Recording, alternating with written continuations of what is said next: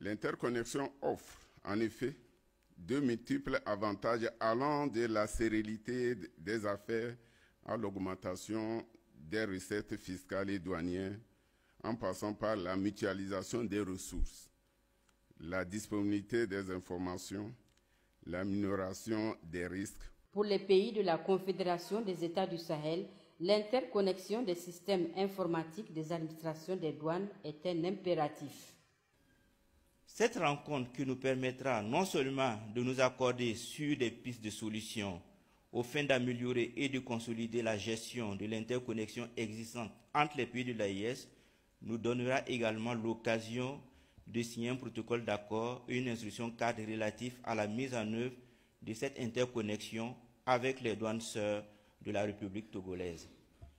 Les objectifs recherchés de l'interconnexion de nos systèmes informatiques douaniers consistent à simplifier et sécuriser les opérations de transit des marchandises à travers des échanges électroniques des informations et des données, à réduire les délais d'attente aux frontières et les coûts du transit et des transports.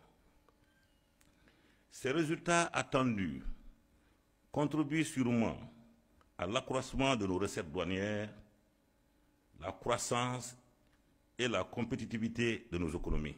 Les douanes du Niger, déjà connectées à celles du Bénin, du Burkina Faso, de la Côte d'Ivoire, du Togo, du Mali et du Ghana, comptent bien étendre le réseau. Cette interconnexion va se poursuivre, plaise à Dieu, avec les systèmes informatiques des autres pays qui voudront bien se joindre à nous dans un cadre bilatéral ou multilatéral conformant à la volonté de nos plus hautes autorités. C'est le lieu d'inviter les autorités douanières de ces pays à aller vers la mise en œuvre effective de ces interconnexions, notamment avec la tenue des réunions techniques et la finalisation des tests d'envoi des T1.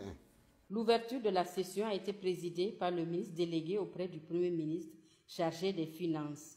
Moumouni Boubacar Saïdou a rappelé le contexte dans lequel se tient cette rencontre. Vos travaux s'ouvrent quelques jours après la naissance ici même à Niamey de la Confédération de l'Alliance des États du Sahel. Cette convergence de vues de nos politiques doit être suivie de procédures douanières uniformes et conformes aux idéaux de notre Confédération. Il vous appartient donc de faire un diagnostic de l'ensemble de vos procédures afin de relever les points de divergence et apporter les correctifs nécessaires.